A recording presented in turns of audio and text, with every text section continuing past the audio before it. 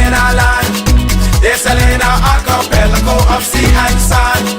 Now break down the acronym like you in class. Oh, they're selling the whole country. Ooh, they're selling our heart. And I never been down with no OPP. I talking about selling our people's property. Don't know who doing it, so don't round me out. Don't send no police round me and tell me shush my mouth. Where's our conviction? But where's our pride? We selling everything, selling our backside.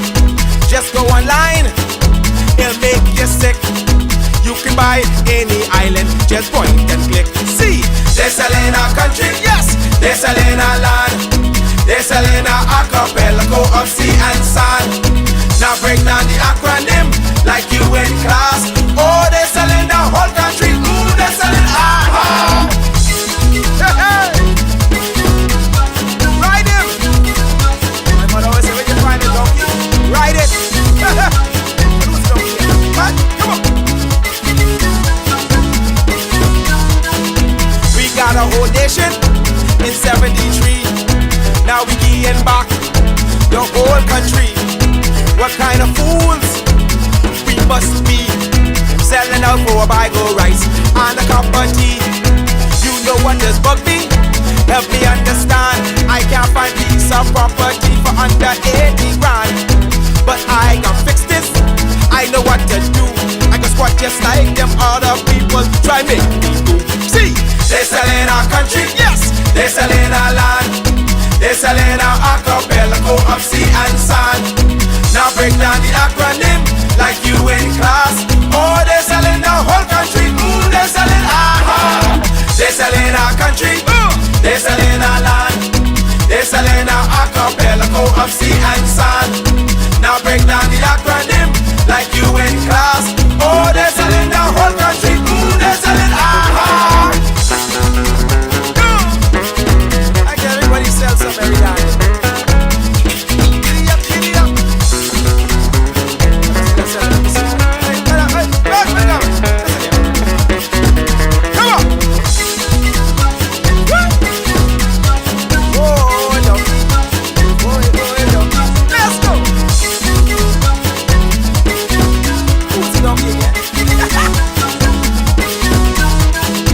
They're selling one island, they won't keep. What can be left for you and me? Is this the example? What's our kids to do? You want them have a sense of pride, or go selling too? Cause they're selling our country, yes, they're selling our land. They're selling our archipelago of sea and sand. Now break down the acronym like you in class. Oh, they're selling the whole country. Ooh, they're selling our heart. They're selling our country, yes, they're selling our land. They're selling our archipelago of sea and sand. Now break down the acronym like you in class. Oh, they're selling the whole country. Ooh, they're selling our heart. They're selling our country, yes man. They're selling our land. They're selling our archipelago of sea and sand. Now break down the acronym like you in class. Oh, they're selling the whole country. Ooh, they're selling our heart. They're selling our country, yes, yes. They're selling our land. They're selling our archipelago of sea and sand. Now break down the acronym like you in class. Oh, they're selling the whole country. Ooh, they're selling our heart.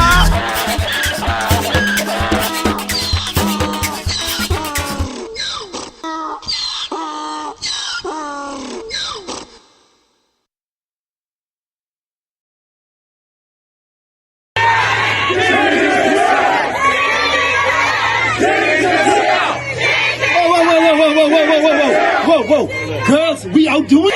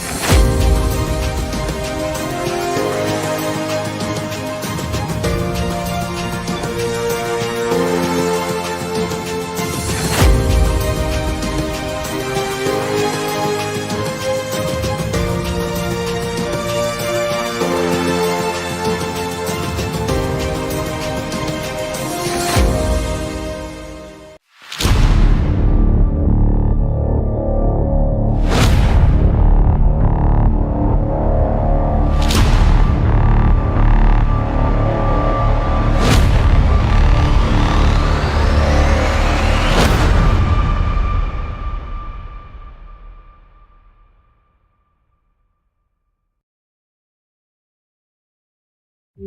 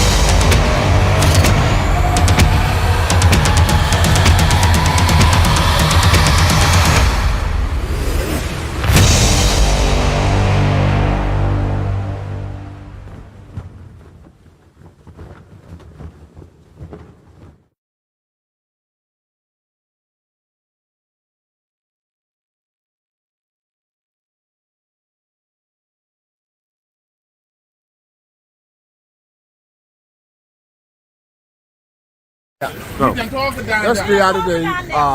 Here, I think it was on Thursday. Thursday this week. Walking on the sidewalk right here. Walking on the sidewalk before 9 o'clock in the morning, minding my own business. I was taken to the station. I was told I am not supposed to be walking on the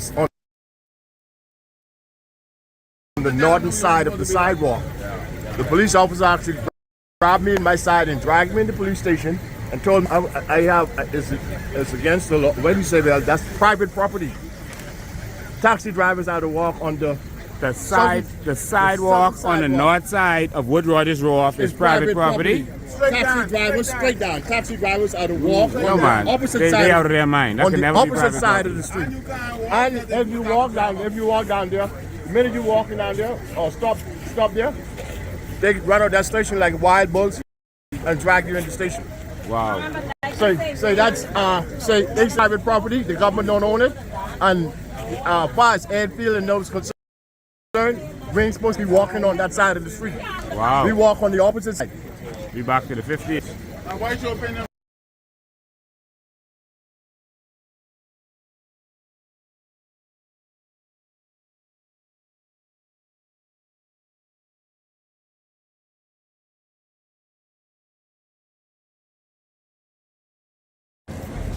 Morning, my name is Jay Archer. I'm a licensed taxi and tour guide. I've been working in the industry now 7 years. I've been down here Bay Street working, but these officers and the port are making it hard for Bahamians to feed their family. I was taken into the station 3 times yesterday. The officer told me he waited on me to talk to the guests and deliberately take me to the station where I couldn't feed my family. Now I was in charge with anything.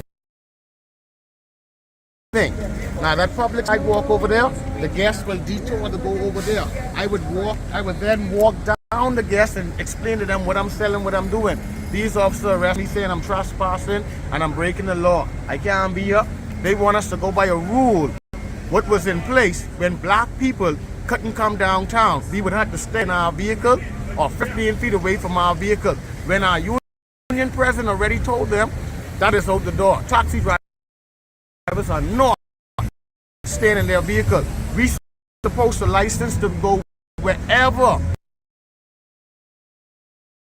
gas is in this country. The port, the airports, the hotels, the restaurants, wherever gas is in this country, we are the ambassadors to license to deal with these guests. So why is it the government hired 2,000 new recruits for the port and the only agenda is the taxi drivers?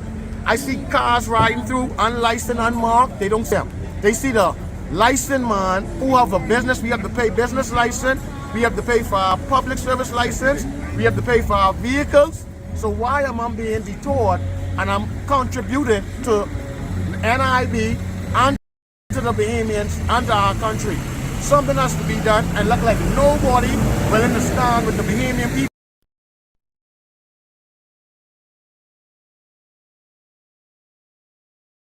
The higher authorities in this country because they have more money than us poor black people.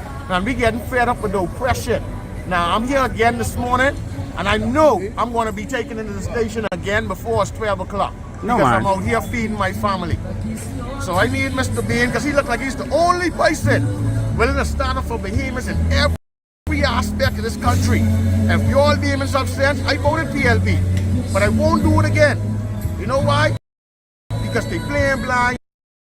The Bahamians needs, not our wants. Our needs. This is our country. So why we always get pushed to the back burner, and this is our country. Something has to be done, and Mr. Bean can get the job done for us.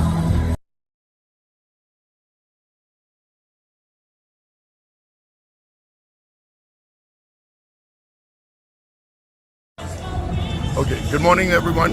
Once again, excuse me, Quincy Hudson here, public service driver in the downtown area. The issues that we have out in the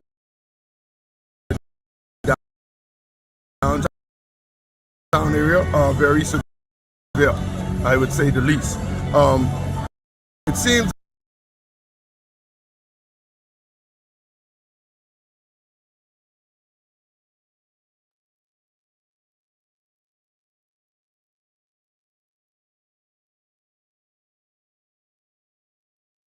as if the powers to be are operating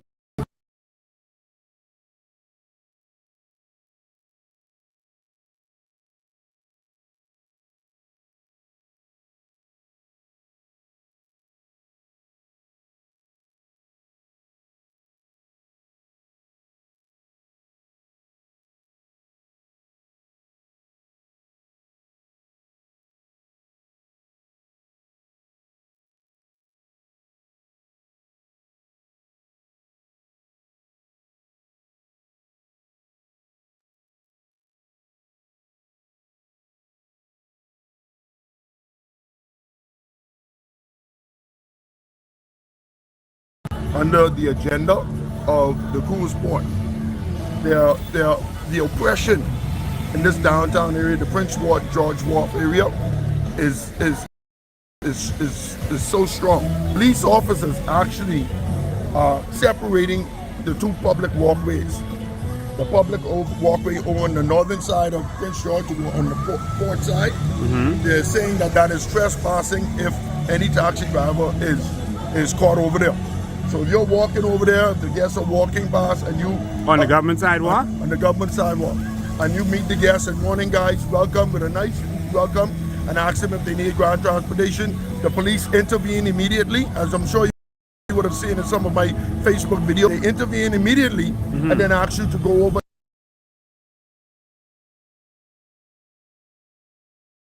to the other public walkway.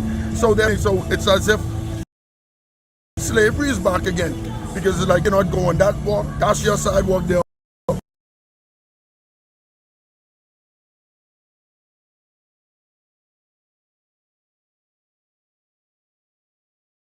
Walk is for the port, and which should not be so. So I'm sure Ministry needs to come and actually deal with that. The police officers took me in station and told me that if I'm caught on that public sidewalk,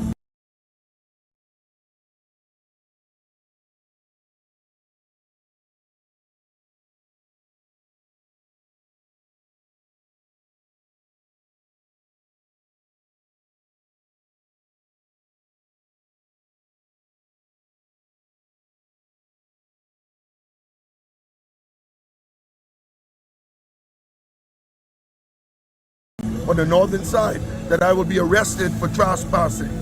They're also always harassing us, saying that they will arrest us, take us to the station for soliciting.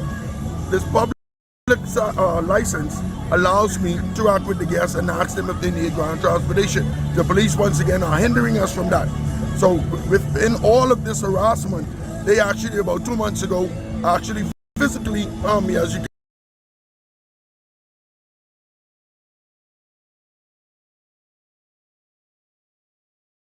see. So I was physically harmed, but that's another case. But I'm saying to you, we need some help out here. You was physically harmed by who? By the police officers, okay?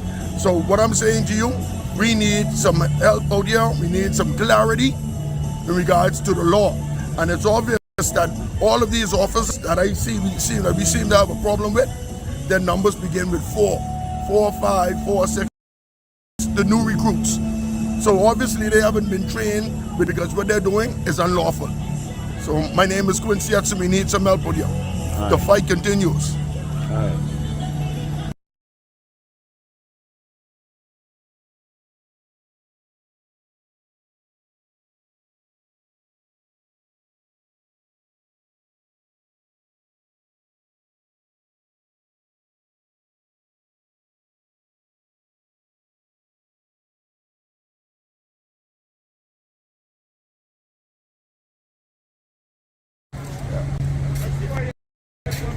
Morning. Gregory Tuja, taxi cab driver. We need some help down here. There ain't much happening for Bahamians. It seems as if though we are second-class citizens in our own country. The Bahamas can't be for Bahamians.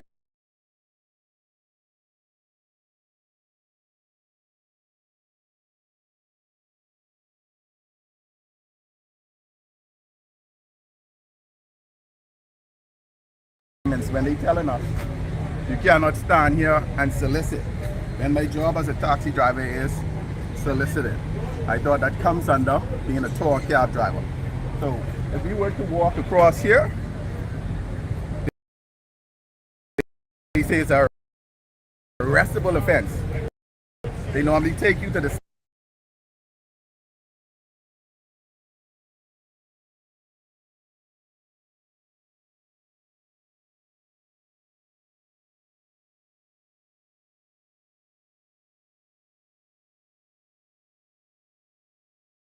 station in cuffs, sometimes not, but they take you to the station to run your name, do this and do that. That's the tactics they use. All these cars over here, these was allocated for cab drivers.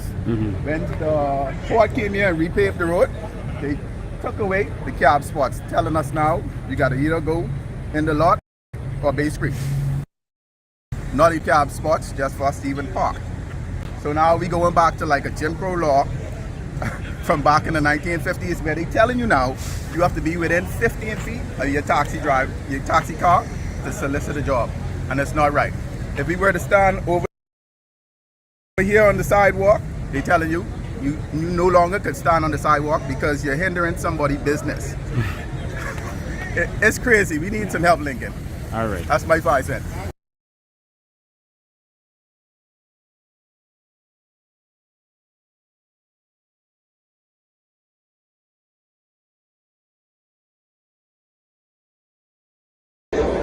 We're in government. We are the government of the day, and we will lead as we see fit. It is what it is. In a jokey town, a 3-ring circus, what a bunch of clowns. They're joking and they're jiving.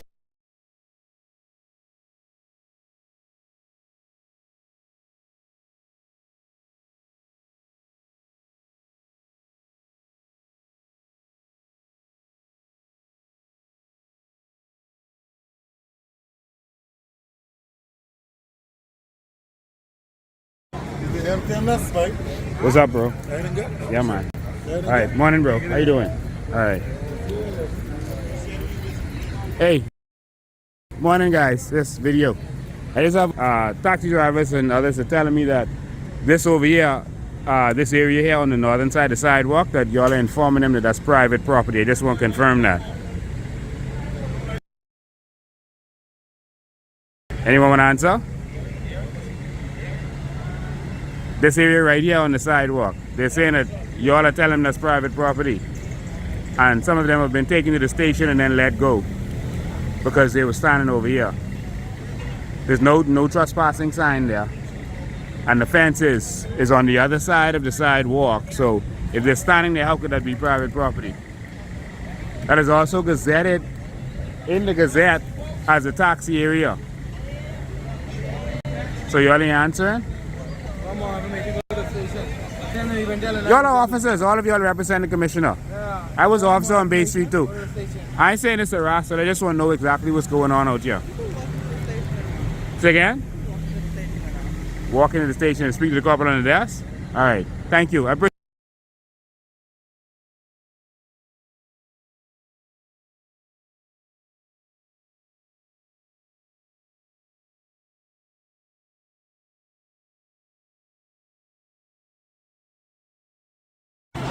this lady over here.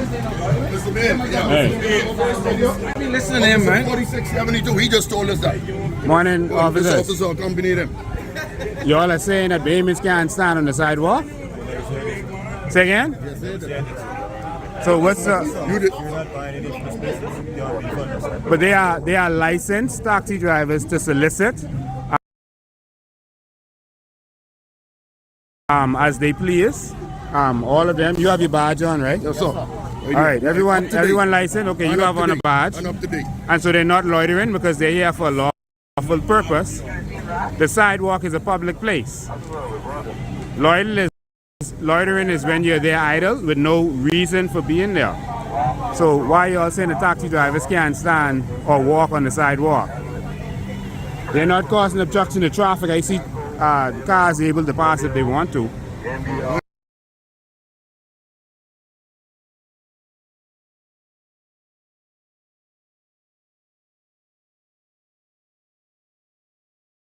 Once again, now he doesn't want to repeat. He don't want to say what he said because the camera rolling. Well, I'll give you all this advice. If you're all arrested, your police force, you all will be very rich and you all be thankful to them. And what we do now is we sue them in their personal capacity also, not just suing the police force. Yes, sir. The sidewalk you cannot be removed from the sidewalk by law. And so we've already went through that over and over. All right? So, but on the other hand too, you all just make sure that you all behaving the way you all supposed to.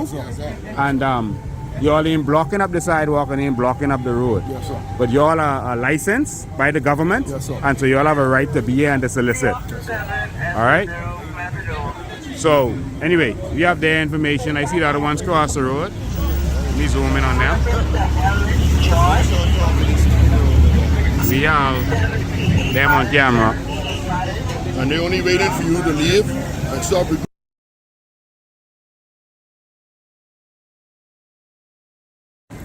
Excuse me. Morning. How y'all doing? This video.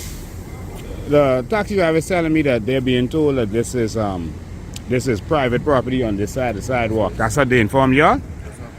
That the northern side of the street is, but that's the sidewalk and the fence is on the other side of it. The Gazette says that this is tax for taxis. So that's your instructions. Thank you, bro. That's all I need. Your dog is Why you leaving?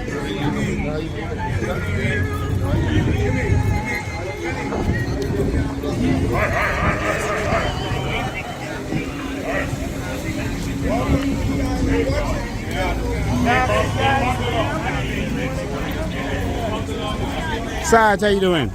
I can talk to you this video. No, and if you're doing a protest, you need some sort There's of no protest happening here. So why are you recording at this moment? I am actually just recording video for a broadcast later today. If you don't want to be recorded, you could just say that, and I'll talk to you off video. Record me, but you can talk me off. Okay.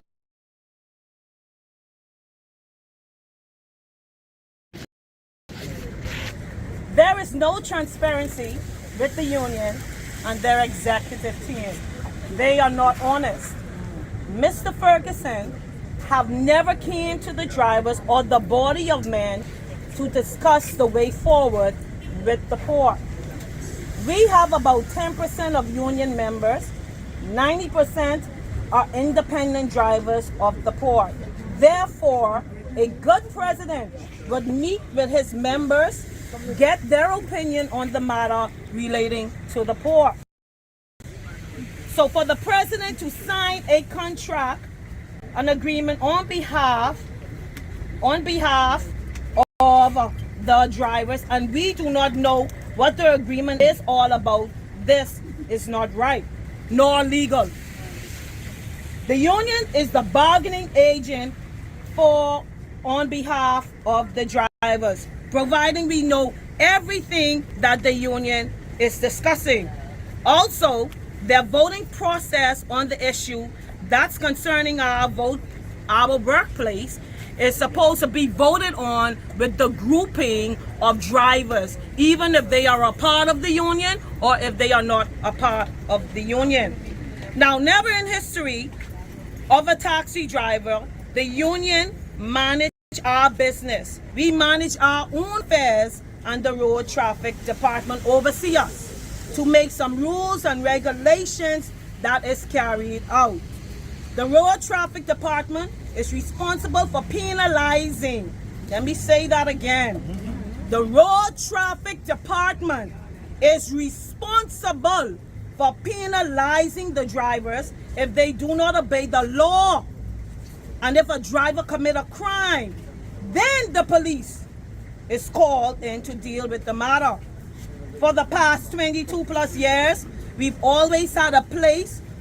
The committee always was have a place with the taxi drivers. Okay? We also have elections for the committee every year. So every driver who wants to take a part in this process is given a chance to serve. The committee was sanctioned by the FNM and the PLP. Let me say that again. The committee was sanctioned by the FNM and the PLP to avoid the taxi drivers from demonstrating on Bay Street. But let me make it clear. For 20 plus years, let me make it clear, this was written by our committee leader, okay? And I agree with what was written, okay? Thank you guys. Enjoy your day.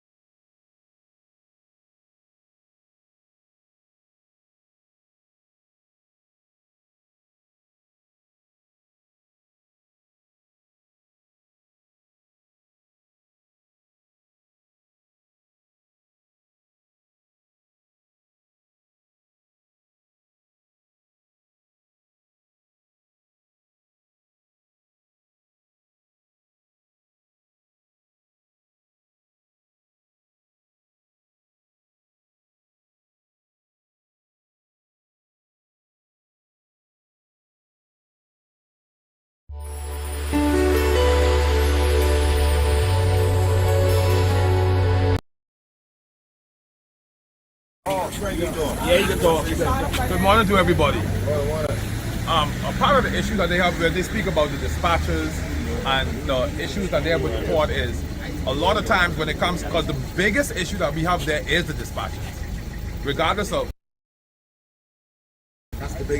what the port put in place, the dispatchers are always going to be basically that roadblock that you face. Because they do a lot of work that they really don't have to do. If you go and you speak to someone and you say, hey, if you folks need a toll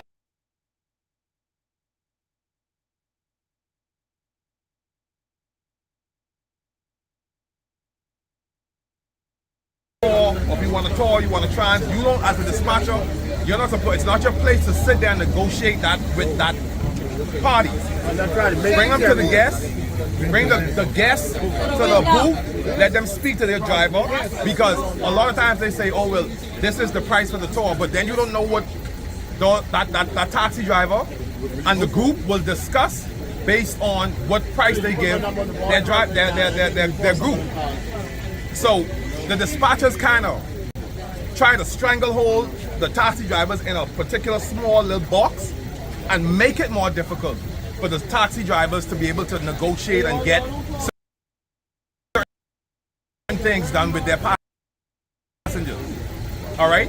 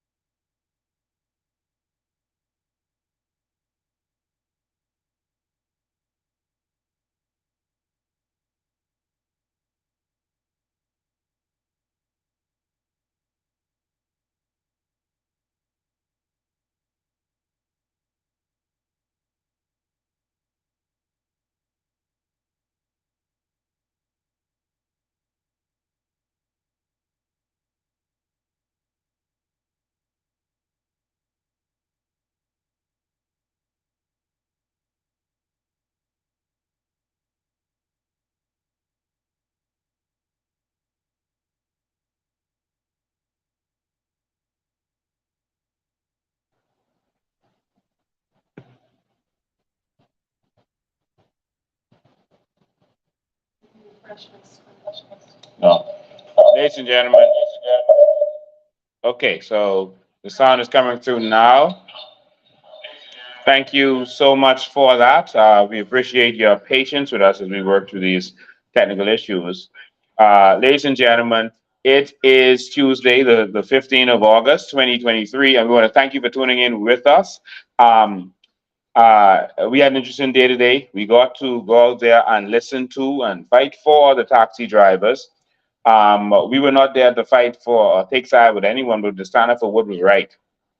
And there's some things that the police are experiencing because we have no proper city government, and there's certain things that are not in place that leaves them at a disadvantage. There are business persons who are complaining because of the situation. And so some things got to get right. All right. Some things really got to get right in this country, because right now it's making no sense. And it's like we are rudderless and there's no leadership. All right. So I just want to start this by saying that my father was a taxi driver. He was also a boat captain. He was crippled. He actually couldn't walk. And he was a boat captain. When he couldn't do that anymore, he drove taxi 246 for a meter cab. And he could not get out of the taxi to open the door for the tourists. And so me as a young boy, 9, 10, 11 years old, whatever I was, I would do that. I would get out of the car. And so I would drive with him for hours and hours. So you can say that I was a taxi driver. And so I know everything that they went through. But there was a difference between what they went through then and what they're going through now. Taxi drivers in the 80s, the years I'm talking about, were treated with respect. It was a respectable and respected industry. The way they're being treated now by hotels and by the port, they treat them like animals. It's amazing that Bahamians could be treated this way. It's amazing and shocking that Bahamians could be treated this way. And as I heard them talk, and I haven't even played not even a quarter of the videos that I took today, as I heard them talk, I heard humans just wanting to eat, just wanting to be able to pay their bills. And I see a system that isn't working for anyone.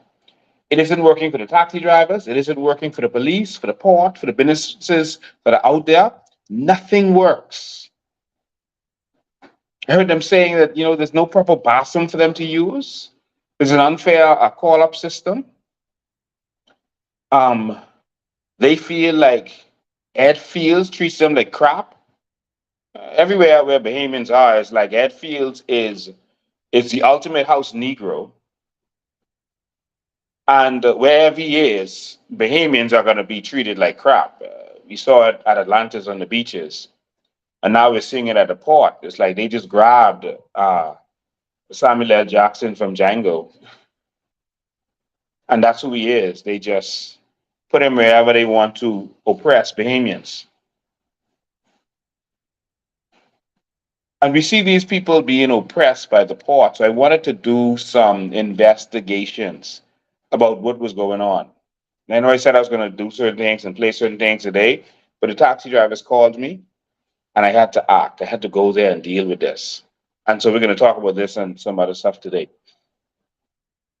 But when I heard the stories of taxi drivers, you heard one of them, taxi driver being told that the sidewalk was private property. I mean, that was so shocking. And you heard the police officer saying that that's what he was told by his superiors. The police officer said that he was told by his superiors that the sidewalk on the side of the government road, the government sidewalk. Now, when we say the government sidewalk, do you know what that means? The government doesn't own that. We own that. The government manages it for us, just so you know. So when I say the government sidewalk, I mean the Bahamian people sidewalk. And so the police said that he was told by his superiors at the station that the people's sidewalk is private property. This is the Commonwealth of Narnia. This is an imaginary place that doesn't make any sense. It doesn't add up. The government sidewalk is a private place. They injured that man. Another man, they arrested him. And both of them, they arrested him, held him for a couple hours and let them out. Because it would be like punishment. You can't make money for those couple hours while you're there. So it's punishment for them. One guy said he was arrested 3 times in one day. 3 times in one day for something that was not against the law. So I decided to speak to the supervisors out there. I spoke to 2 sergeants. Both of them were extremely professional. Sergeant Sanders and Sergeant Stubbs. They were very professional with me. They answered the questions. They admitted where wrong might have been done. And I appreciate that because we were not there to favor the taxi drivers over the police. We were just there to find out what's going on so our country could continue to flow, man. And so initially, well, I'll show you one example of what's going on. And I did speak to the union leader when I got back to the office. I spoke to the union leader. He basically is blaming the taxi drivers, saying that, sometimes they're out of order and you need order out there, and et cetera, et cetera. But I'll get to that in a minute. One taxi driver found me. He came to the office. He came to the office because he was suspended today. Taxi driver. He was suspended today. And here's his suspension letter from the port now, not from road traffic. The port is now suspending taxi drivers. Listen, man, this is real. You can't make this stuff up. And so if you can see this, it says August 13th. All right, so this is when the suspension happened, but it was delivered to him today. Ms. Elliot Demerit taxi number 1144. Dear Mr. Demerit, it was reported to Nassau Cruise Port that on August 11th, 2023, at approximately 1 p.m., while working out the taxi dispatch booth at the Nassau Cruise Port, you refused to take a fare of 12 persons to Atlantis. All right? It says, as refusing to take a fare is against both the Road Traffic Act and the policy of the Nassau Cruise Port, you are hereby suspended from the cruise port call-up system for a period of 5 days. You get a 5-day suspension. The period of suspension will run from when this letter is presented. Yours truly, Colin Clare, Director of Security. Oh, security guard suspending people. This ain't even management of the port. This is the security suspend him. The security at the port suspended the taxi driver because the taxi driver refused to take, you see there? Refused to take a fare of 12 persons to Atlantis from the port. And it says, as refusing a fare is against both the Road Traffic Act and the policy of the Nassau Cruise Port, you hereby suspended. Now, it's a serious problem when you have officials who don't know the law. And that's why I had to educate the police about what loitering is. I was a police officer on Bay Street. I had to educate them. And apparently the port security, who somehow is able to suspend taxi drivers, doesn't know the law. Because this is absolute garbage. Because the law is clear on this. I'm going to actually pull up the law because the taxi drivers are watching this and the police are watching this. And so, I like to speak from the law. And the act they're quoting is actually Section 75. Section 75, I'm calling this from my head. Let me go and pull it up. I thought I had it pulled up and ready for y'all. The act they're quoting is Section 75. Let me see if I can grab that quick for y'all. Where is it? Okay. Thought I had it up there. Okay. We'll just pull it up some other way. Okay. Protection.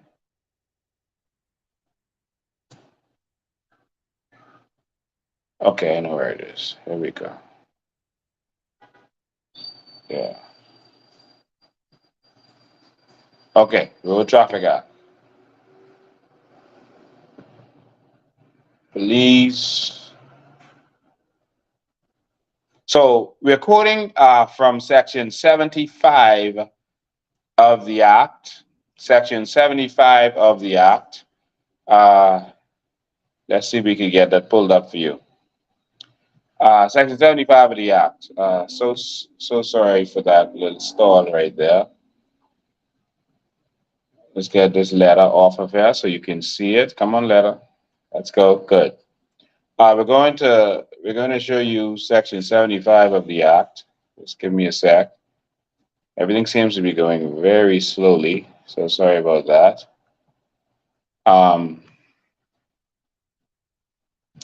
Okay. All right. Oops, we pulled up the wrong document. This is the Royal Bahamas Police Force Reserves Audit. Yeah, we got that. And so that's for another live at another time. I think some people are going to start shaking in their boots to know that Lincoln has the audit of the reserves. Yeah, the reserves who can't get paid on time. Yeah, we got it. Well, anyway, here's the Road Traffic Act, and we're going to Section 75. Come on. Wow, everything's moving so slowly. It's even dragging slow. All right, there we go. Just waiting for Section 75 to come up. Okay, there we are. All right, so Section 75. I'm just saying this from my head. I think it's 75, based on my memory. Duties of taxi and cab drivers. But okay, no driver of a licensed taxi cab standing or applying for hire shall, without reasonable cause, you see that? Without reasonable cause, that means without having a reason. All right? Refused to drive his cab to any place in New Providence, if in New Providence, or in any other place in North Island, to which he shall be required by a hire to drive. Okay, so if someone wants to hire you, you shouldn't refuse to take them where they need to go unless you have a reason. Okay, well, this guy was suspended, but did anyone ask him if he has a reason? Well, guess what? I know the reason why he didn't hire them. And the reason is very simple and obvious. When you live in a real country that makes sense. Let me show you his vehicle. And I think this makes it all make sense. You saw the letter said he refused to take 12 passengers, right? Well, and he was suspended because of that. Well, here's his vehicle.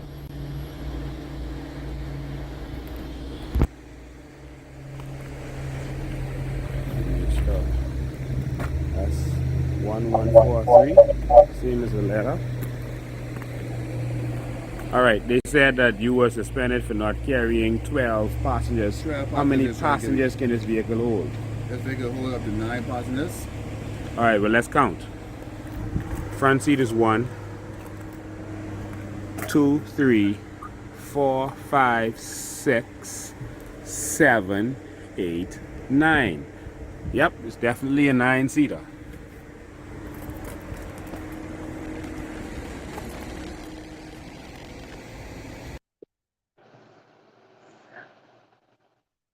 And so, as you can see, the bus in question is a 9-seater bus.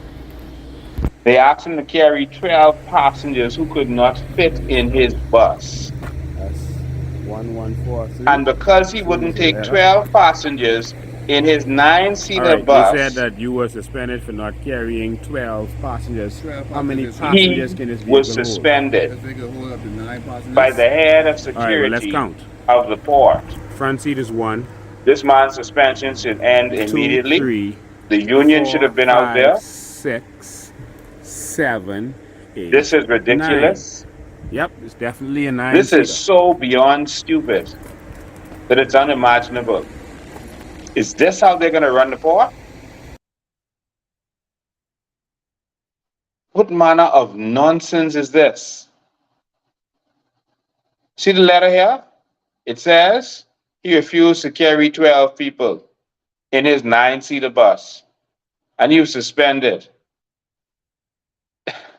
Are we living in a real country? Are we living in a real country? That's what Bahamians are going through at this day and time.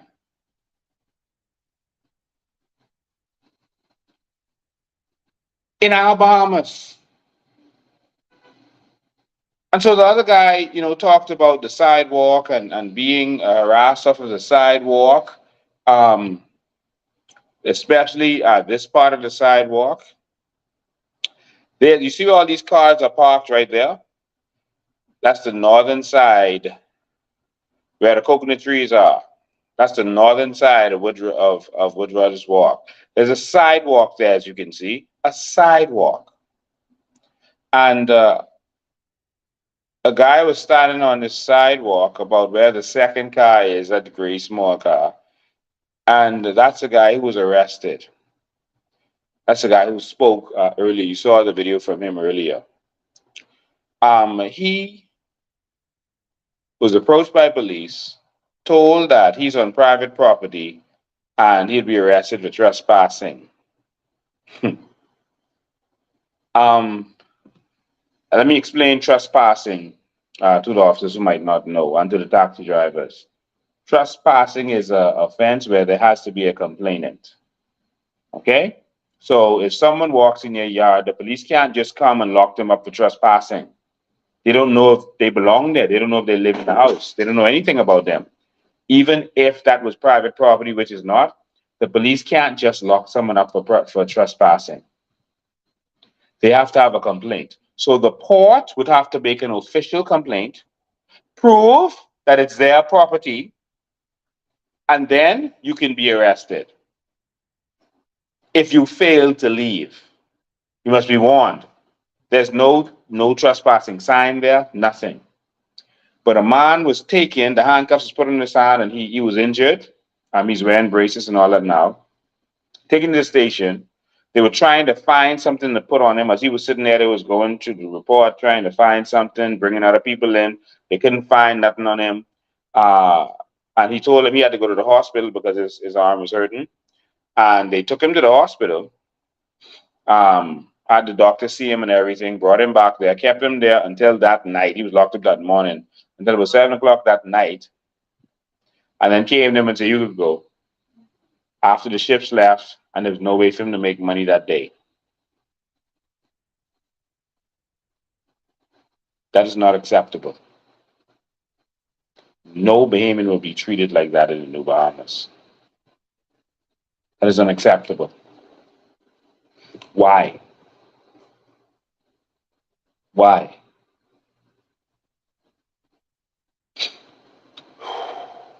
The area in question is designated a taxi zone. Okay, and if you look carefully at the road, I'm trying to put the pictures up.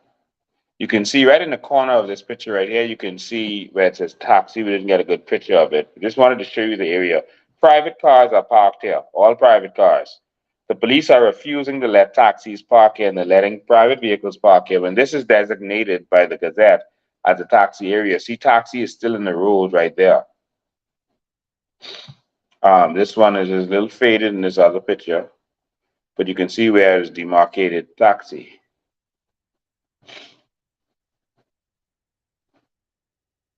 Also, you can see it there more clearly, taxi.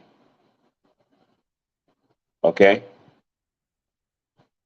And so this is a taxi area, and they're not letting the taxi drivers park there in the taxi area, and they're harassing them for some reason. I don't get it.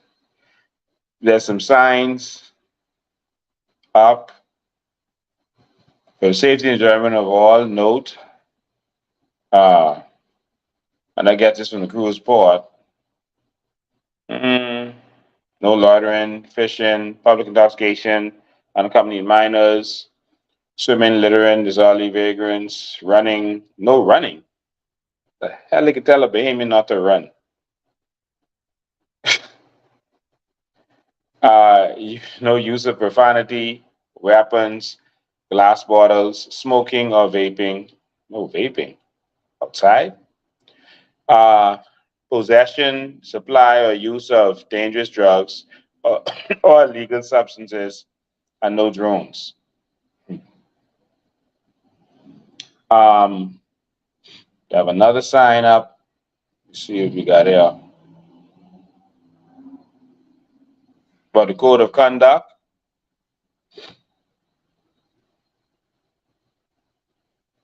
Pre-clearance security zone. Port facility. Okay, it's understandable. Nothing that's no trespassing on the outside. But it's a public area where they have stores and it's open to the public. But yet taxi drivers are being harassed. Let me say this to the authorities. Do your job within the law. And this is what I said to the police today. Do your job within the law. One of them explained to me that, you know, they can't just be there. How could they just be standing up on the sidewalk? I said, why can't you just stand up on the sidewalk? This is a shopping area. I should be able to come with my friend, and we might just want to stand up and look at the cruise ships or just look at the horse and carriage go and come. It's a recreational type area, the whole area. It is a shopping area. Just like a shopping mall. How could you tell someone they're loitering in the shopping mall? If they came to the shopping mall, that's what it's for. To go and hang out and be there. There's a downtown area. The loitering laws was intended for communities. So neighborhoods. Someone is found in your neighborhood They have no reason for being there. They have no excuse for being in that neighborhood. And you can arrest them for loitering. But someone in a public area, like a shopping area, there's no loitering involved. You have a right to come there and loiter in a recreational area. Next thing y'all gonna be locking up people on the beach. Oh, y'all did that. That was Goodman's Bay. Before CARICOM.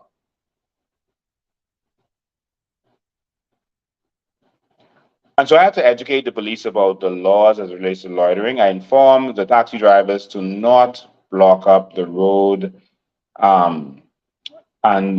When I asked the police what he means by blocking up the road, one of them said that the guys would see the tourists coming across the road, they'd walk and meet the tourists at the road and walk out of the road with the tourists.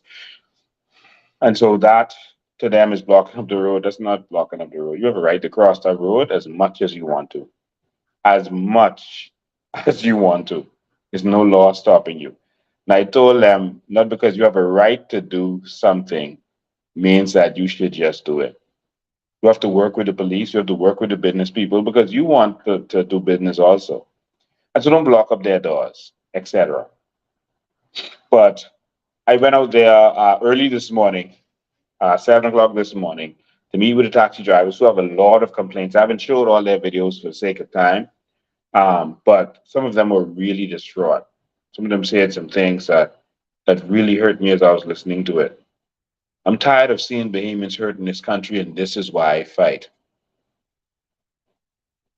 One police officer told me that in the area where the police station is on Wood Rogers Wharf, nearer to the East Street side of it, that she just isn't going to let him stand there. I said, that's a recreational area. You can't move. She said, well, I'm going to do it.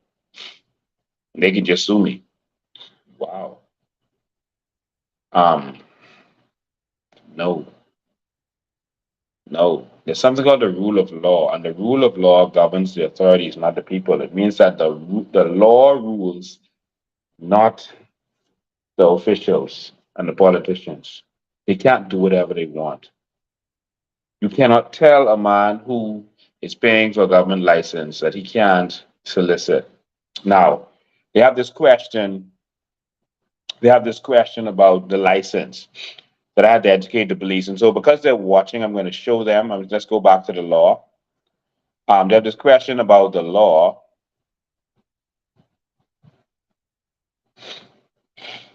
You're talking about how aggressive some of the people are that are soliciting. I'm going to get to that in a minute. Who are soliciting when the cruise ships are in? I'm going to get to that in a minute. And we addressed that out there with the police also, just so you know. But there was an old law back in the day, been repealed, where a taxi driver had to be within 15 foot of his vehicle. But the problem is now taxis get toll license, so you can have a taxi license or a toll license. So Section 36, a person shall drive or employ another person to drive omnibus or public service vehicle. So their license is public service vehicle. And if you look at the law carefully, you're going to see what type of license they have for driving, what type of vehicle. I think I went past it. Did I reach it yet? Public service driver's license. Here it is. In the case of a tow car, a tow driver's license. In the case of a taxi cab or livery car, a tow driver's license or a taxi cab driver's license. So taxi drivers, about 30 years now, they've had the option to have both. And so they're getting license for both. All right. And so because they have a license for tow, they can go out and solicit and do whatever they want. But that old law from the Jim Crow era that is gone. And so here's the law. Please, you asked me for it. Here it is. All right. So I just want to speed through that. You cannot harass Bahamians. Now, here's what needs to happen. If the government wants to stop this area from being a taxi area, simply change the law.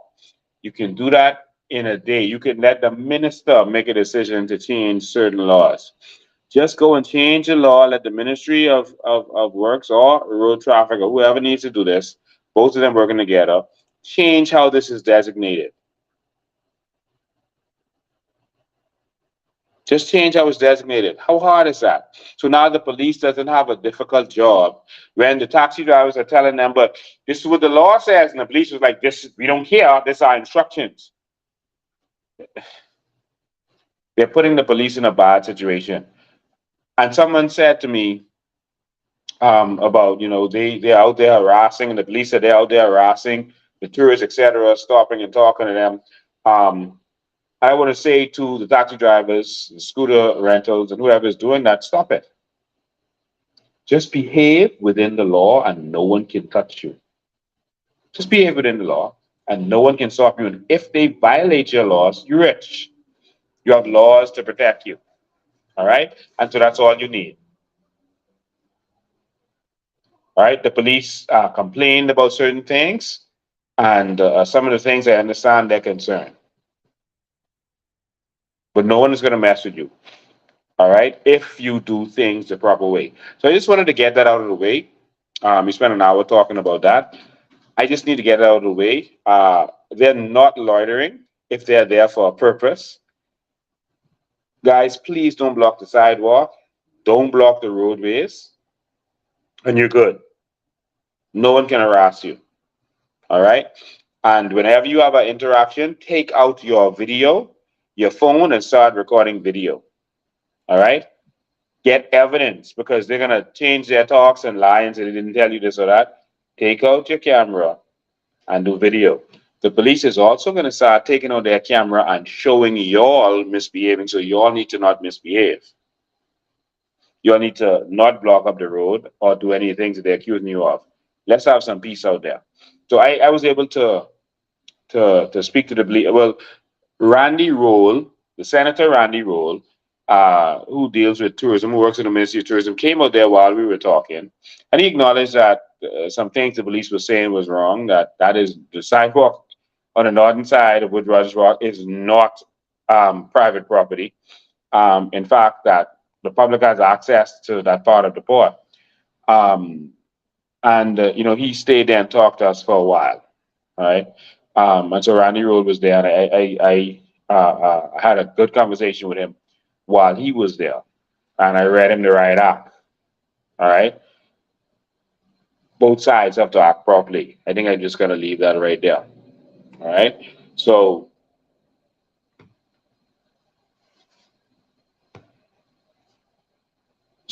please, I don't want to have another taxi driver being arrested falsely because of whatever reason. It doesn't make sense. So I'm not going to play the rest of the video. I'm going to save them.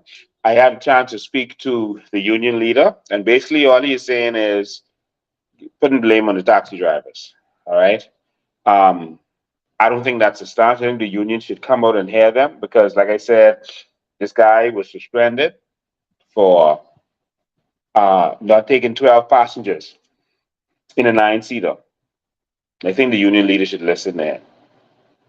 There is no deal, contract, the union leader says, between the port and the taxi. He says that, all right? I don't know if that's true, but he says it, all right? And so we gotta fix some things out there. I just want to also mention this. I can't do this without mentioning what happened. So for persons who act improperly out there, you don't say we treat all taxi drivers bad because some of them act improperly. You find the ones who are acting improperly, breaking the law, and you lock them up. It's the law's fault. But you don't penalize everyone for them. As simple as that. Now, there's another alleged bad actor out there. I don't know the truth or non-truth of the story. I don't think just because someone says it means it's true. But this person gave the information and they said it. And we only heard their side. And so I'm just going to play this.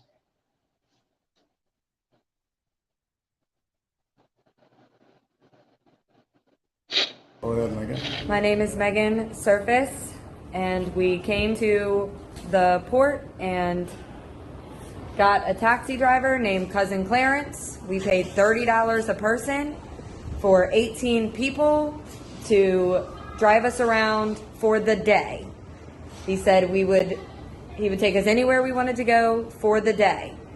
We went to the Queen's Staircase, and then he drove us to Junkanoo Beach, where he said he would be back at 3 o'clock to pick us up, and never came back to get us.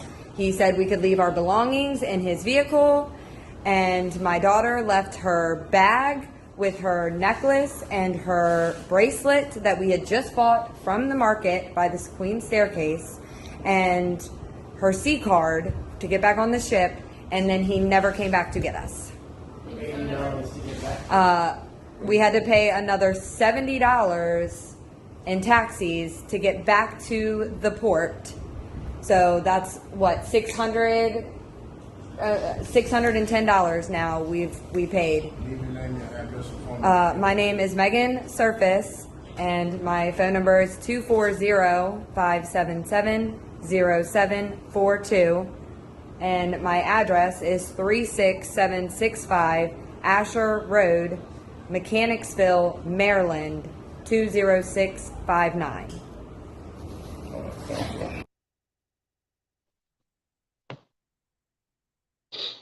Okay, so a lady talked about a bad experience with a taxi driver. Well, we need, if that is true, find a taxi driver and deal with them. It's simple as that. That doesn't mean that that's every taxi driver. Someone said it's very uncomfortable for tourists. I know. I know it is. And that's why we have to have law and order. And that's why I'm saying to the taxi drivers, if you're doing that, stop it. If the police see persons unduly harassing tourists, etc., or doing something wrong, not just soliciting, doing something wrong, because you go some places in America and they'll be harassing you, right? They'll be trying to solicit sales to you. But if you see someone doing something wrong, just arrest them. All right, just arrest them. You know, if they are breaking the law, or you can just talk to them, give them a warning, but deal with it with decency and order. That's all I'm saying. I'm not saying that we should allow them to keep harassing the tourists, etc., etc. I worked on Bay Street, and let me tell you something. Bay Street was a terror when I worked on Bay Street. There was a bus terminal on Bay Street that was, people were getting robbed and raped in a bus terminal. It was always filled with buses. And it was a nightmare, gang violence, etc. We went through there and cleaned that up. So trust me, I know about cleaning up a situation, but you gotta act within the law. And this day is different than that day. All right. So we gotta make it make sense. All right. So all right, so we gotta fix that. I'm gonna open the phone line. So while I talk about some other things, I'm gonna switch to a couple other things that I just wanted some quick mentions, but I'm gonna open the phone lines. The phone line is different today. So back to the regular phone line. So we got that up. Back to the regular phone line is 804 for COI. 804-4264. That's 804-4-COI. All right, so that's the easy number. 804-4-COI. 804-4264. 804-4264. All right, someone made a comment here. That driver was suspended and the investigation is ongoing. Let me say, you know, you were scared, Lincoln. Scared of what? I don't understand that statement. All right. It's three sides to every story. This is true. This is very true. All right. And Rosewood was completely burned down and people killed because one woman said a story that wasn't true for whatever reason. And so I'm not saying that story isn't true, but I'm saying that we need to get to the full bottom of this. All right. Someone said, me leave my belongings with a stranger? Yeah, me? No. Not no taxi, buddy. I don't care what country I go in, America or wherever, I'm not leaving my stuff with a stranger. Let's go to the phone lines. Good afternoon, you're live. Good afternoon, you're live. Go ahead, caller, you're live. Listen to your phone, not to your device you're watching this on. Okay, we lost them. All right, so I just want to touch on a couple of things. I want to touch on a couple of things that the Governor General, she is a well-known Bahamian. She is the Deputy Prime Minister under the her congratulate her, and she's going into that it's that honorable position. It's a position that carries no weight, and of course we're going to be moving to the Governor General position.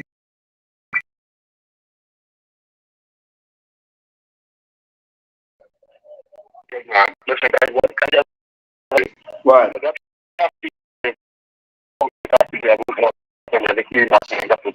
I can hardly hear you. Say it again.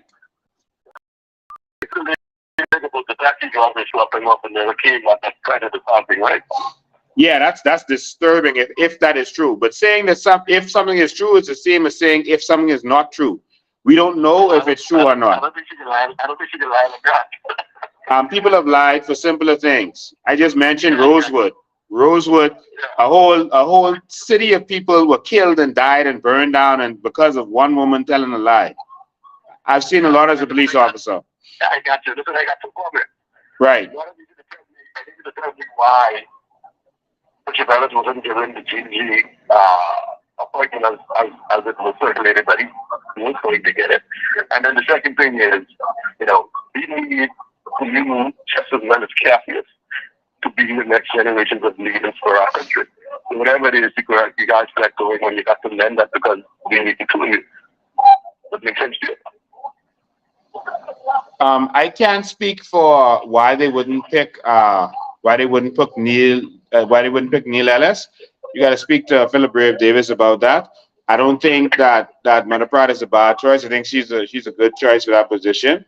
And she's been a philanthropist and she's done some good stuff. I think that during her time as a deputy prime minister, she saw a lot of corruption that she didn't say anything about. She didn't do any corruption that I know about, but she saw corruption around her and didn't stand up.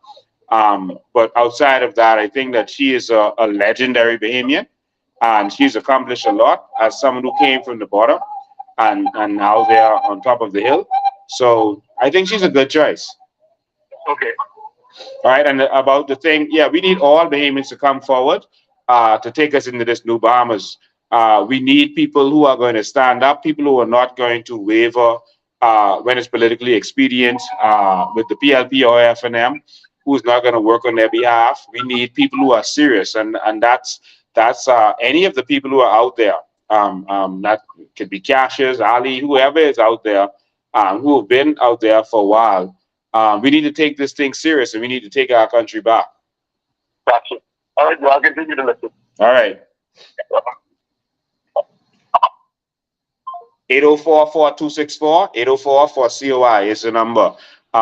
Yeah, we need Bahamians. We need Bahamians from all walks of life to get serious, and not because someone made a mistake in their past or even recently or even politically means they must be thrown in the garbage. But we just need to know that when that day comes and it's an election, if it's a close election, that we don't have anyone who is going to sell out because it's expedient to do.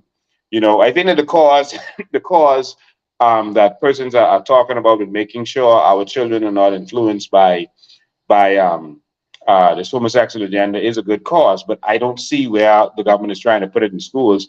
Yesterday and today, they had their administrative meeting, so I'm waiting to get a report tomorrow on whether at the administrative meeting they said that this book was going into school or that they're going to be teaching this in the schools. So far, I've not gotten that from the Ministry of Education. So,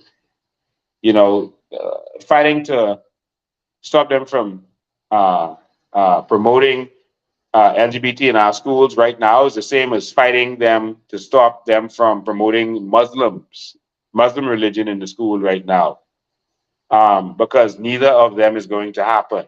That's not on the agenda. That's not. I heard a lady put out a voice note saying it's going to happen. I haven't seen it yet. As soon as I see that, I don't act on fantasy. As soon as I see that, I'm going to be fighting hard. I don't care who's next to me, in front of me, behind me. I'm going to be fighting hard to stop that. All right, just so you know that. Fred Mitchell is in power, and Fred Mitchell always had an agenda, and that was the LGBT agenda. It was always his agenda. Many of you have forgotten that he stood up in the House of Assembly and said he feels good. He can even retire now because his agenda is coming forward. He said even his bishop of the Anglican Church agrees with the agenda. And Fred Mitchell endorsed the LGBT agenda in our House of Assembly. None of y'all remember that, eh? Let me let someone from the grave remind you of that. And I'm playing this because you brought that up. Watch this.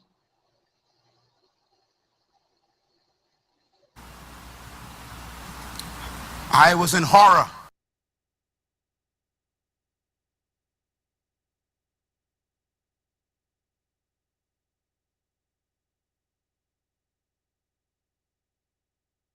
And I'm speaking publicly because I have in my possession in my bag a CD that I received because I wanted to make sure I heard what I heard this week. As one of our ministers of foreign affairs stood up in Parliament this last few days and proudly stated that he's been in this government process for 30 years of his life, and he gave his whole life to politics, and he built it up very nice. How he served to the point where he even didn't get married. He wanted to dedicate himself totally. Talking to you, keep the TV on. I know what I heard. I heard this myself, and I got the CD to prove it. He said, I worked 30 years of my life. He said, for this moment. What moment? And then he said it. He said, you know, when I first entered these hallowed halls of your Parliament, my personal life and my private life could not be spoken of publicly. And my decisions that I made about my personal orientations, I couldn't even mention it when I first entered these halls. But we've come a long way, he says. He said, because now my bishop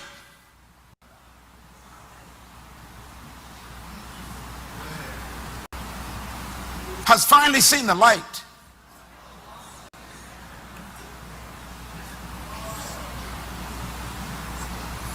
And I can now say in these hallowed halls without shame that I support the gay and lesbian and transsexual organization that was said in your country 5 days ago. In Parliament, the house you built. He abused our house to promote his personal decision. He wasn't doing the people's business. Let me quote it again. Every other entity in society has a plan. And their plan is to what? Affect, influence, and control the changes in society. Let me tell you what he said. He said, I've been in here all these years, and now I could plan to leave. Because what I came in to do, I got the CD. Has now arrived, he says. And the bishop of the Anglican Church in the Bahamas has sanctioned it.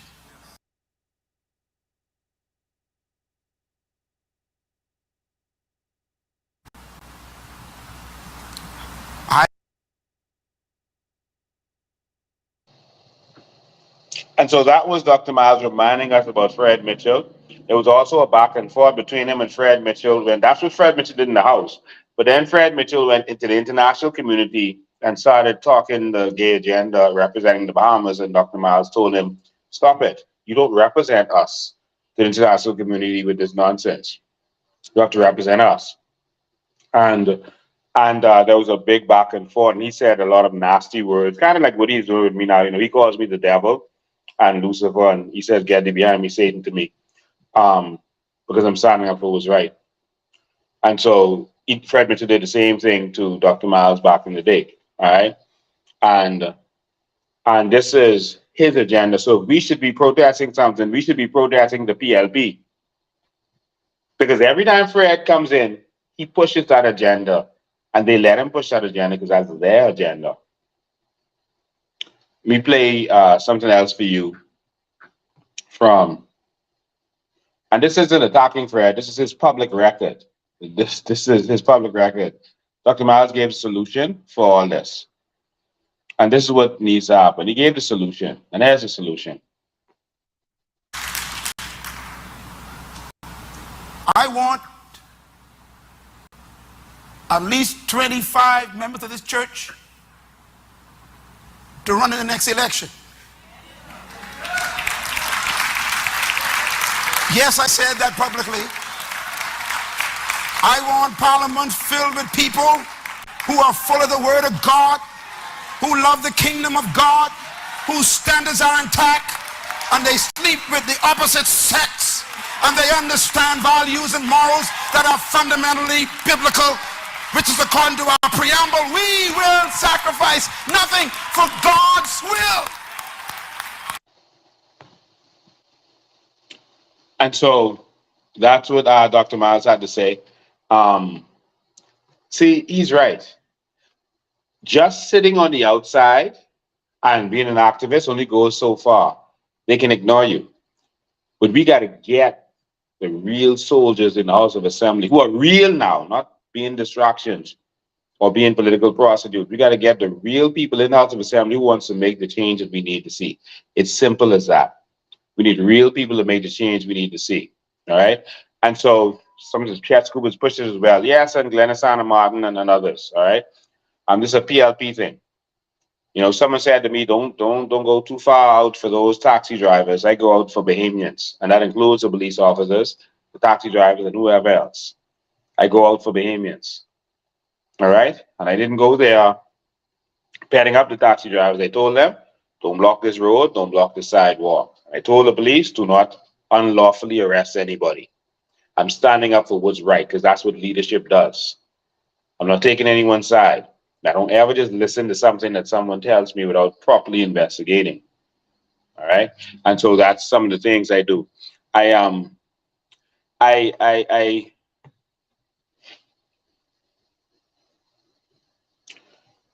also notice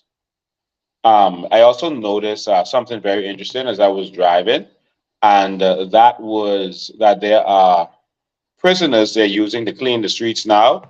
I actually think it's a good idea. Instead of sitting there, having them sit down and feeding them, this is happening.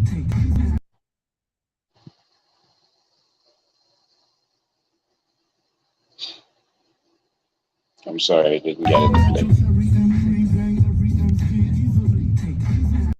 Well, as you can see, the prisoner was there in the background, and he was working.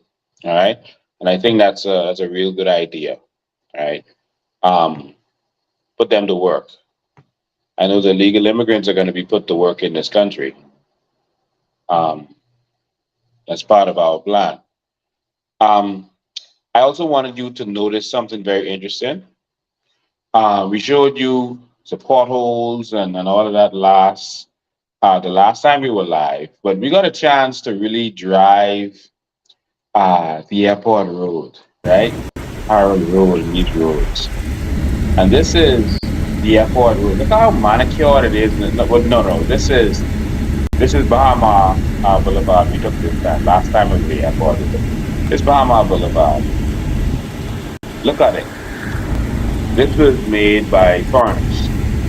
This road, from it was built all these years, does not have one pothole. Does not have one correction needed in this road.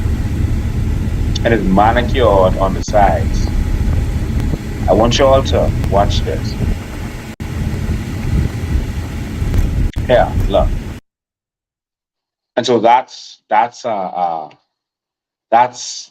The road is built by foreigners. And you think about the airport road. The airport road is immaculate in terms of the road itself.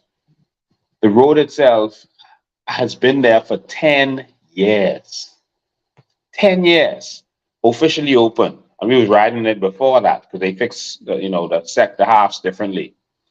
10 years that road has been there, not one pothole and not one correction to that road. 10 years. Philip Brave Davis objected to that road. He said it was too expensive. And this is why, politicians make me cringe. Politicians make me cringe. Let me show you something.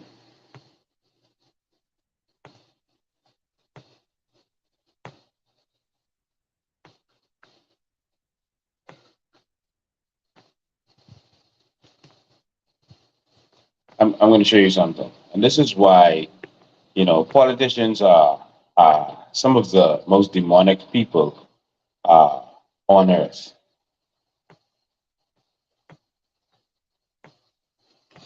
Okay, pay attention to this. This is Philip Brave Davis when they were talking about the airport road, the new road. He said, how much for 7 miles of airport? He was objecting to this road. How much was being spent? All right, $70 million was being spent. All right, and he was making all kinds of noise about it. And, of course, just like everything else, before election, he was going to repeal RCI, right? The Paris Island deal. Then when it came in, he let it go through. The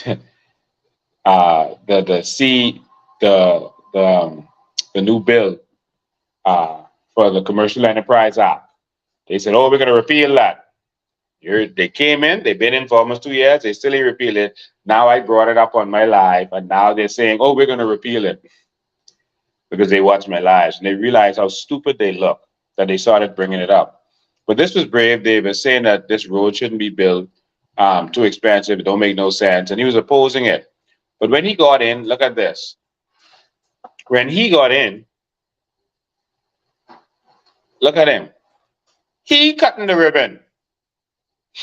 This Brave cutting the ribbon.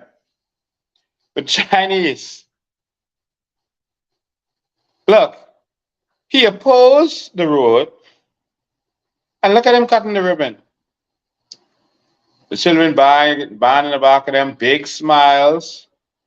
And look at what Perry Christie said.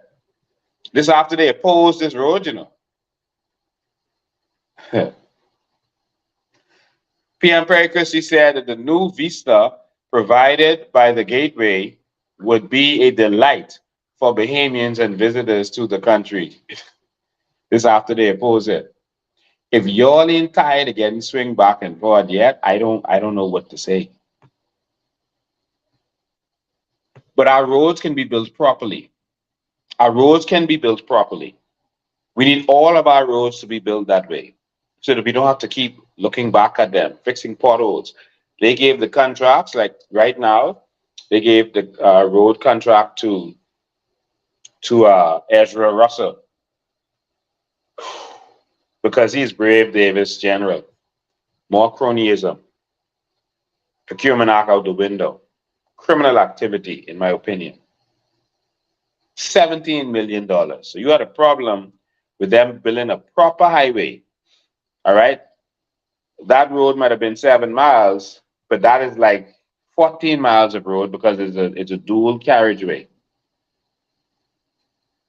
All right? And money was also provided for it to be just like Bahama with all of the lush plants and all that in the median and on the two sides, but they never did that. I don't know what happened to the money, but it didn't do it. But the money was there. All right? The article is right there if you need to see it. And so the equivalent of 14 miles of road and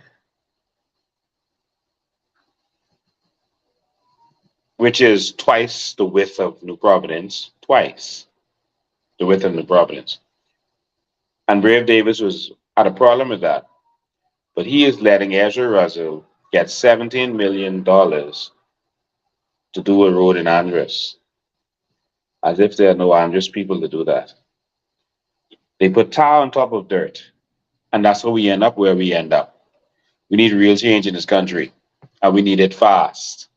And when I say fast, I mean very fast. We can't take another 3 years of this. But, ladies and gentlemen, what are you going to do? I just wanted to also make a special note of something that happened. The FNM, you know, they're trying to copy us now and have rallies. At an immigration rally. And I want you to pay attention to these people you all call qualified, to the nonsense they sometimes spew. And they spew it with so much confidence that you think that what they're saying is real or right. But I just wanted you to know that a lot of these guys don't know what the hell they are talking about. And here is their former Minister of Foreign Affairs, the former Defense Force officer, making a statement about Crown land at the FNM's immigration town hall meeting. Watch this.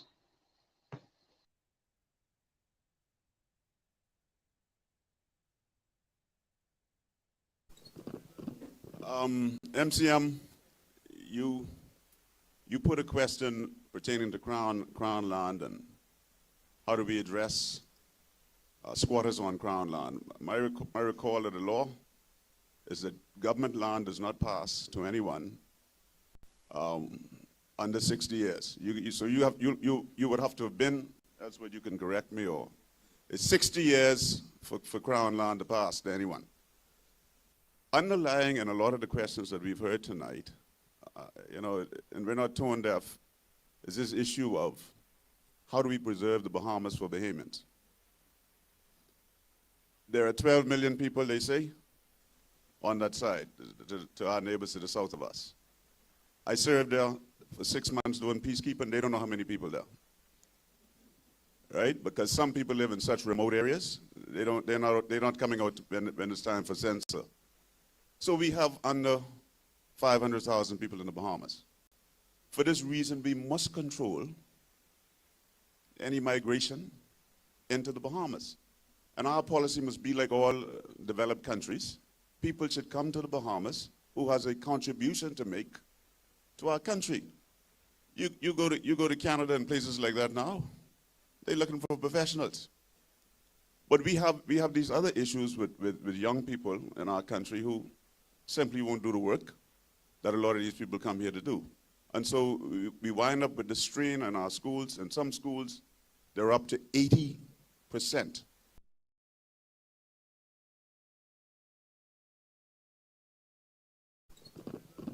MCM, you put a question pertaining to Crown land and how do we address squatters on Crown land. My recall of the law is that government land does not pass to anyone under 60 years. So you would have to have been, that's what you can correct me, or it's 60 years for Crown land to pass to anyone. Underlying in a lot of the questions that we've heard tonight, you know, and we're not tone deaf, is this issue of how do we preserve the Bahamas for Bahamians? There are 12 million people, they say, on that side. Every blood clot man in Kennedy get over. See that right there? That's a green law. When they pave the road, they pave over. The woman, hey, boy, Bahamians. This is the corner I live through. That's the church, right? Now let me show you all how close the MP live from where I live.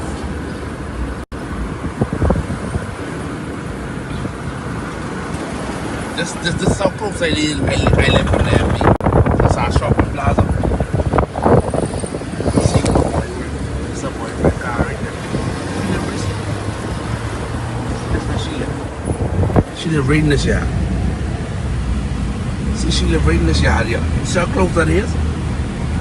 That's how close I live from her. And we get no result. That's the road she live on now.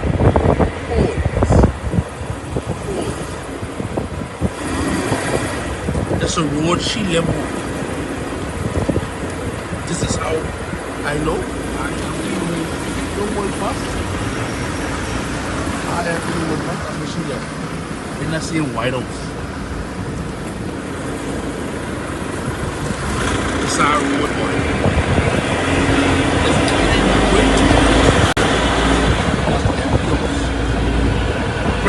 It's not close to the left.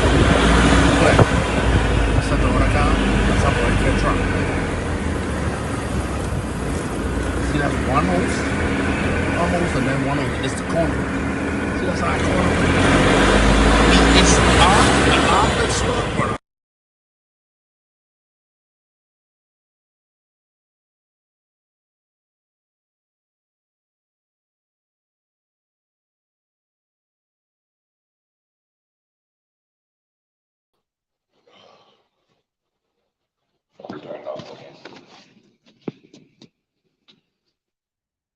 Let me send you the link.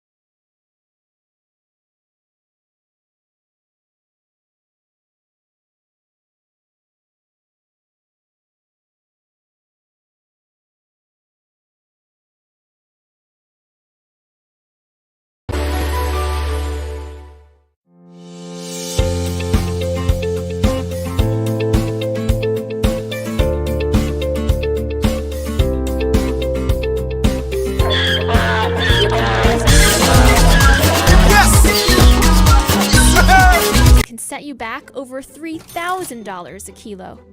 In fact, they're so valuable.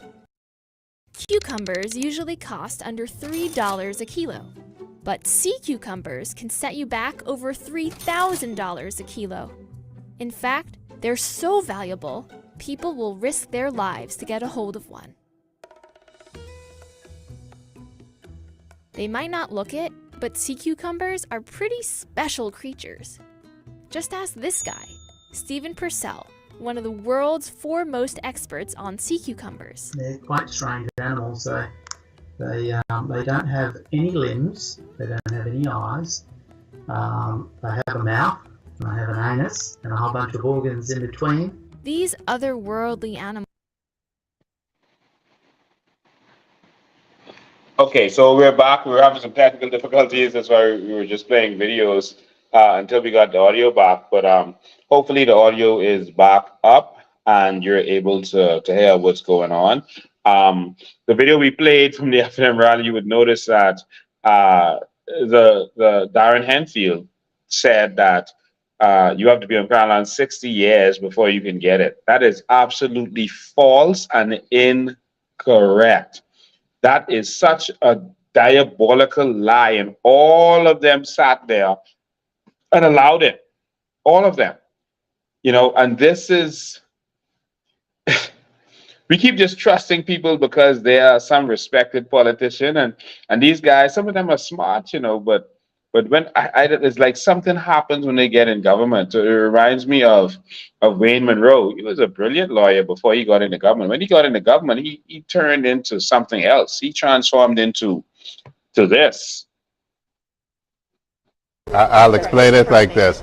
If you were to rape a virgin, if you were to rape a prostitute, both are rape, you're likely to be awarded a higher sentence for raping a nun than raping a prostitute. That's just what the case law says, because you consider the impact of the offense, and considering the impact of the offense, you consider victim impact. So that's a part of sentencing.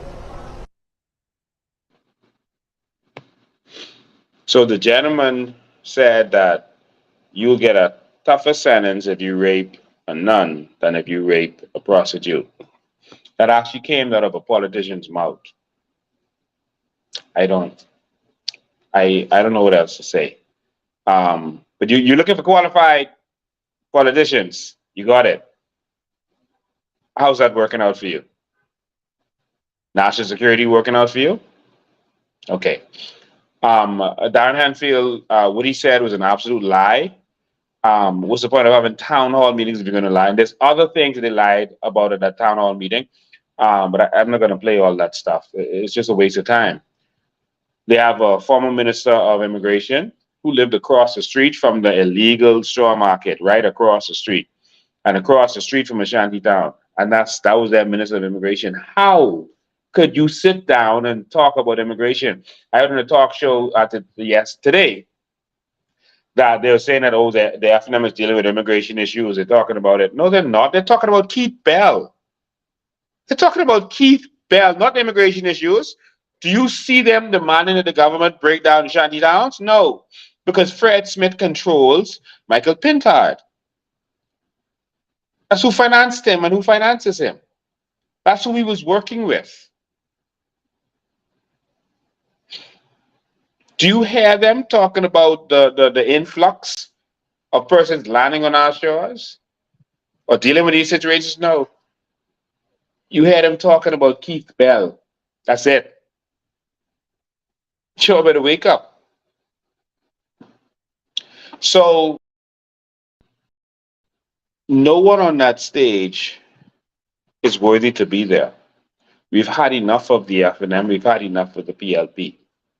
We need a real change. So just wanted to bring those things to your attention before we leave. And to the taxi drivers who were falsely arrested, listen, take it to court. You are extremely wealthy. It's going to change your life. One of the reasons I started to play that cucumber video, and I'm going to end with that video so that you can see how much natural resources we have. In our ocean, you will see miles and miles of sea cucumbers. They're like a caterpillar, but they're big. On the ocean floor, miles and miles and miles of them. We have so much natural resources that it is beyond belief. It is beyond belief how much natural resources we have. Jesus. But yet, our government is going around begging and poor. Again, we are on a mission to make every Bahamian benefit from our natural resources, all of them. We're on a mission to put Bahamians first and make Bahamians own this economy. We're on a mission to end corruption. Our mission is not against immigration, it's against illegal immigration. As we prosper, we're going to need people to come in and work for us because we're going to be the brains. We're going to be the ones with the ideas, and we're going to need others to do the manual labor. We will not be the manual labor moving forward. We have to change our thinking. A new Bahamas is possible, and a new Bahamas is here. Thank you all for tuning in. I just want to remind all of you, which I should have been doing during this whole show. We are going to South Andres, so we're going to have some events in South Andres. We're looking forward to it, to seeing how much South Andres have changed since the building era. But we're going to be in South Andres at the preschool at 7 p.m. And on Saturday we're going to be in Mangrove Key at the Mangrove Key High School at 7 p.m. All right, Mangrove Key High School at 7 p.m. Make sure if you have family and friends in South Andres, make sure you there to support us. So the Clara L. McKinsey Preschool on August 18th in South Andres, 7 p.m. And on August 19th, 2023, 7 p.m., Mangrove Key, South Andres, the Mangrove Key High School.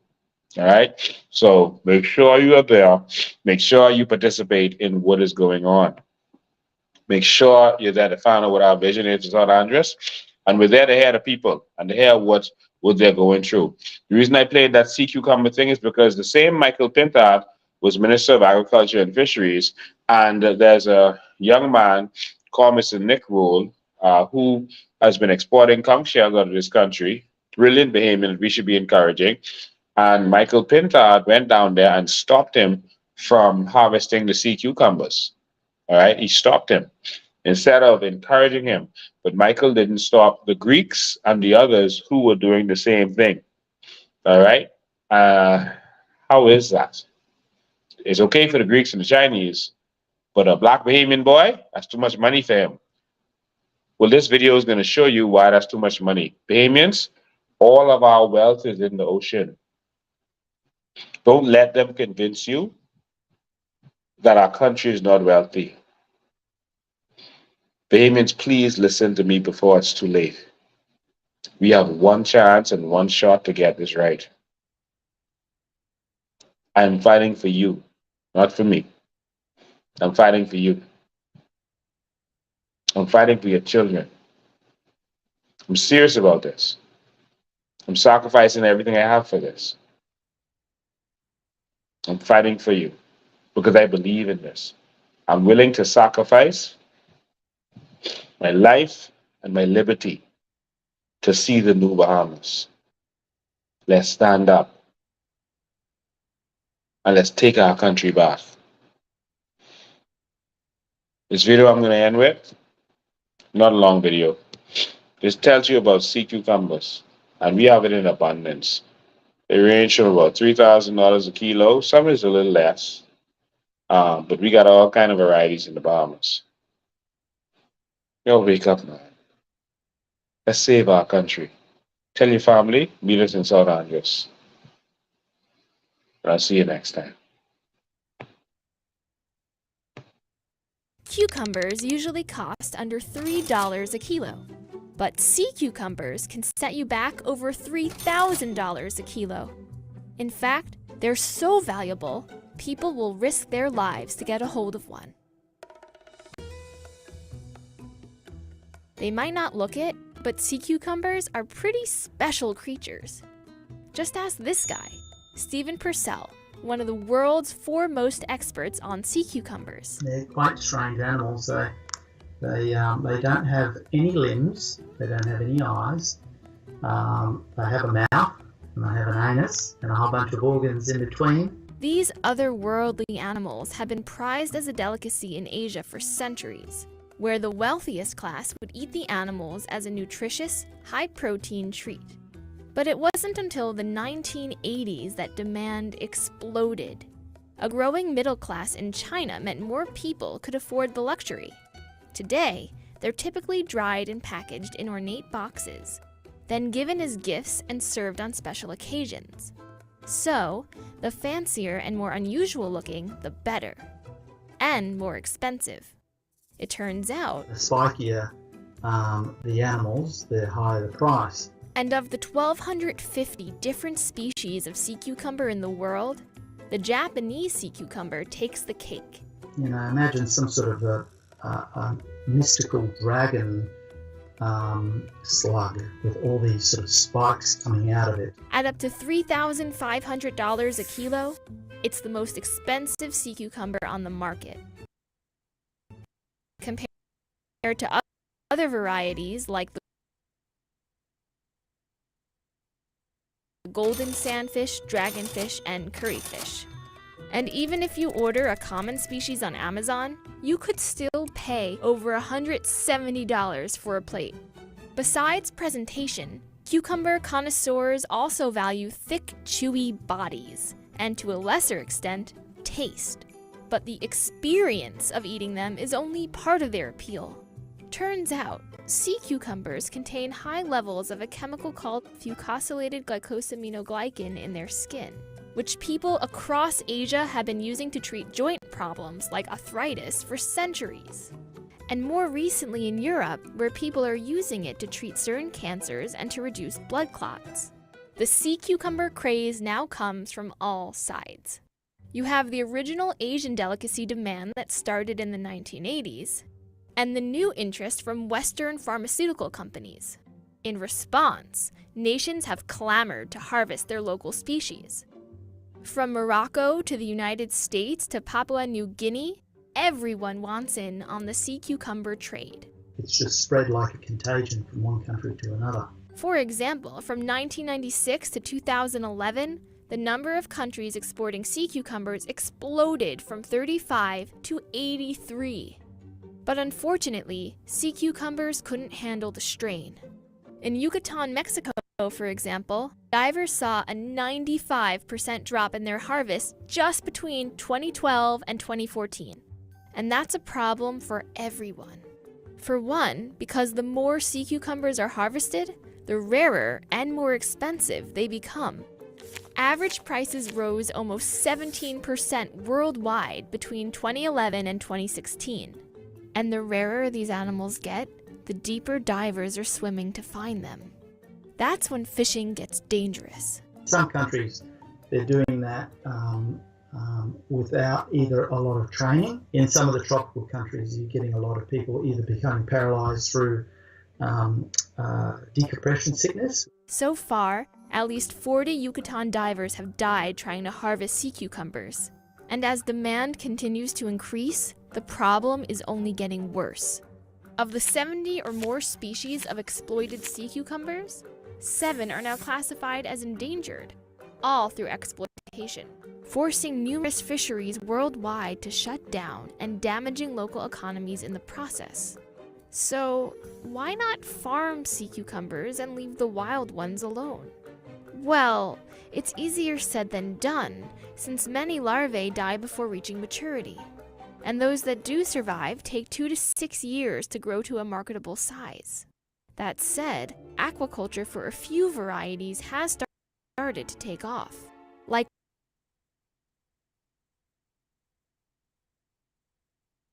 with that Japanese sea cucumber. It's now aquaculture in China in the billions. Hopefully, more species will be farmed instead of fished in the future, if not to protect local economies and help develop potentially life-saving drugs, then at least to preserve a fascinatingly bizarre animal.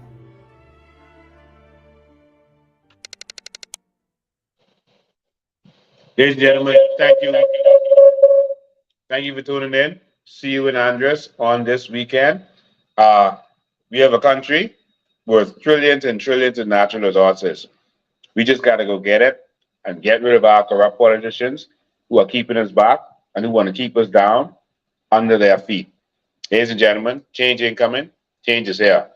See you next time.